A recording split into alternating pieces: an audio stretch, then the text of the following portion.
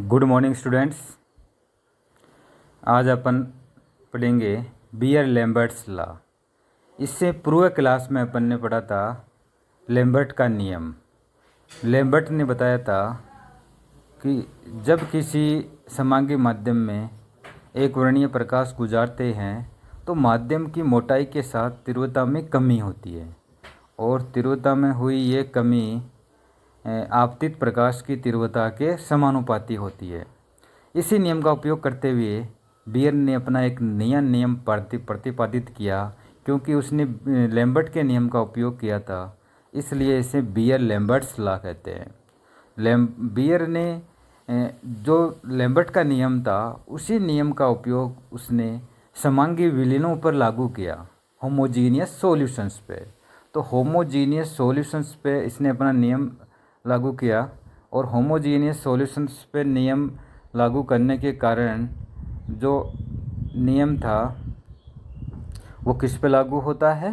Homogeneous विलीनों पे। तो अपन बात करते हैं बियर लैम्बर्ट्स लॉ क्या है, क्या यूज होता है, इसके लिए क्या क्या लिमिटेशंस होती है, इन सब बातों का डिटेल से अपन अध्ययन करेंगे। तो देखो, ध्यान देना। एक पात्र लेते हैं, एक कंटेनर है, इस कंटेनर में होमोजीनियस सॉल्यूशन भरा हुआ है। इसके अंदर होमोजीनियस विलियन भर रखा है अपने।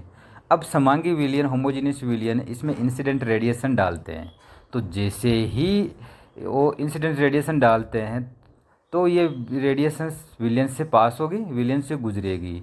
तो विलियन में ये जितनी दूरी तय करती है वो दूरी मान लो अक्स, मान लो भाई ये विलियन में अक्स दूरी तय करने के बाद में ये वापस गुजर जाएगी, ट्रांसमिटेड रेज हो जाएगी। जैसे आई विलियन से गुजरी, फिर वापस निकल जाती है विलियन से। तो इनकी इंटेंसिटी में क्या होगी? कमी होगी, क्योंकि विलियन में जैसे जैसे ही आएगी इनकी तीव्रता में कमी होगी। और तीव्रता में कमी, ये जितनी दूरी तय करेगी उस दूरी के साथ इनकी इंटेंसिटी में कमी होती जाएगी, जिसको अपन लिखते हैं माइनस कमी, मतलब डिक्रीज को अपन माइनस साइन से डिनोट कर रहे हैं। तो माइनस डी आई बटे डी एक्स। तो ये देखो अपन लिखा कि माइनस डी आई बटे डी एक्स। ये दर्शाता है कि दूरी के साथ, विलियन में दूरी के साथ आपतित प्रकाश की तीव्रता में कमी हो रही है। अब आपतित जो प्रकाश है उसकी तीव्रता में जो कमी हो रही है, ये बियर ने बताया कि यह जो आपतित प्रकाश की तीव्रता में कमी इस विलियन की सांद्रता व इसकी तीव्रता, प्रकाश की तीव्रता के समानुपाती होती है, जिसको समीकरण के द्वारा लिखा हुआ है। देखो कि माइनस डी आई बटे डी एक्स समानुपाती आई सी, ये एक समीकरण बना दिया। फिर इसको इसने सॉल्यूशन थोड़ा सा और प्रोपोर्शनल कांस्टेंट जब हटाते हैं तो माइनस डी आई बटे डी एक्स बराबर के आई सी। माइनस को अपन उधर इस तरफ ले जाते हैं तो डी आई बटे आई बराबर माइनस के सी डी एक्स। अब इसका समाकलन कर देंगे, इंटीग्रेशन कर देते हैं। तो लिमिट ले लेते हैं, लिमिट लेते हैं आई जीरो टू आई, एक्स बराबर जीरो टू एक्स, क्योंकि प्रारंभ में तो जीरो ही थी डिस्टेंस। जैसे जैसे वो विलियन में गुजरेगा प्रकाश तो उसकी डिस्टेंस बढ़ती जाएगी। तो एक्स बराबर जीरो टू अपन ने लिमिट ले ली एक्स बराबर एक्स तक। जैसे सोल्व करेंगे तो वैल्यू प्राप्त होगी 2.303 log I upon I zero बराबर माइनस के सी एक्स। अब ये ध्यान रखना है कि यहाँ सी क्या है। तो सी है विलियन की सांद्रता। जो भी अपन ने कंटेनर पात्र में विलियन लिया है, जिसका अपन स्टडी कर रहे हैं, तो उस विलियन की सांद्रता है सी। एक्स, एक्स क्या है यहाँ पे? तो यहाँ पे जो एक्स है वो इस विलियन में प्रकाश द्वारा तय की गई दूरी है, कि प्रकाश ने कितनी दूरी तय की विलियन में, तो वो दूरी को डिनोट कर रहा है एक्स। तो अपन 2.303 को अपन उधर लेके जाते हैं तो लोग आई अपॉन आई जीरो बराबर माइनस के अपॉन 2.303 सी एक्स। अब ये पूरी वैल्यू कांस्टेंट है कि माइनस के अपॉन 2.303 है, संपूर्ण वैल्यू कांस्टेंट है। तो अपन एक नया कांस्टेंट दे दिया एफ साइन। एफ साइन ये दर्शाता है मोलर एक्सटेंशन कोफिशिएंट, मोलर विलोपन गुणांक। तो इस प्रकार अपन we can write this type log I upon I naught बराबर minus epsilon C X. इस नियम को अपन कहते हैं बियर लैम्बर्ट्स लॉ। तो बियर लैम्बर्ट्स लॉ का मतलब ये हो गया कि log I upon I naught बराबर epsilon C dot X. जो ये दर्शाता है, ये आपको इक्वेशन दी हुई है, जो ये दर्शाता है कि इसकी इस नियम की सहायता से अपन अगर अननोन कंसंट्रेशन सॉल्यूशन है तो उसकी कंसंट्रेशन का निर्माण निकाल सकते हैं। विलयन पर लाइट विलयन में जितनी दूरी तय करता है उस दूरी को अपन ज्ञात कर सकते हैं। तो ये सब जानकारियाँ अपन प्राप्त कर सकते हैं।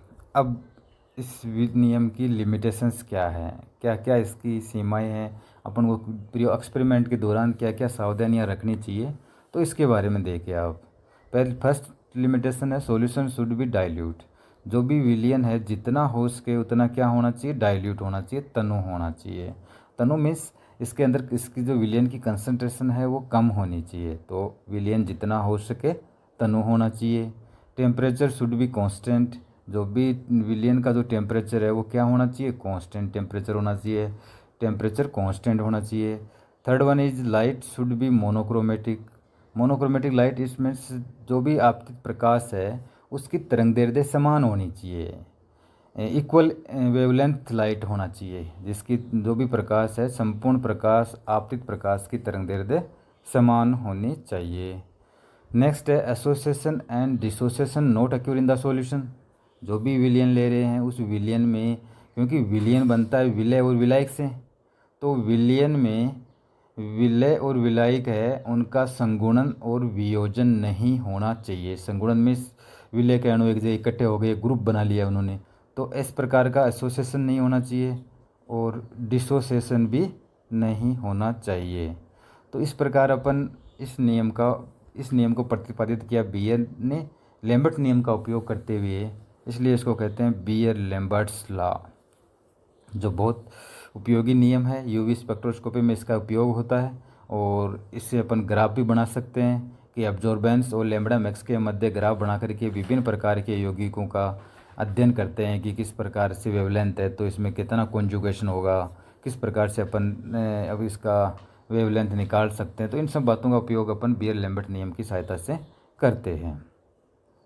तो नेक्स्ट क्लास हम पढ़ेंगे तरंगदैर्ध्य पे संयुग्मन का प्रभाव। अधिकतम तरंगदैर्ध्य यूवी स्पेक्ट्रोस्कोपी में लैम्बडा मैक्स जिससे अपन डिनोट करते हैं, उस अधिकतम तरंगदैर्ध्य का पर conjugation double single double resonance या कॉन्जुगेशन का क्या इफेक्ट पड़ता है कि वेवलेंथ बढ़ती है घटती है, इन सब बातों की चर्चा अपन डिटेल से करेंगे नेक्स्ट वीडियो में। तो थैंक यू वेरी मच।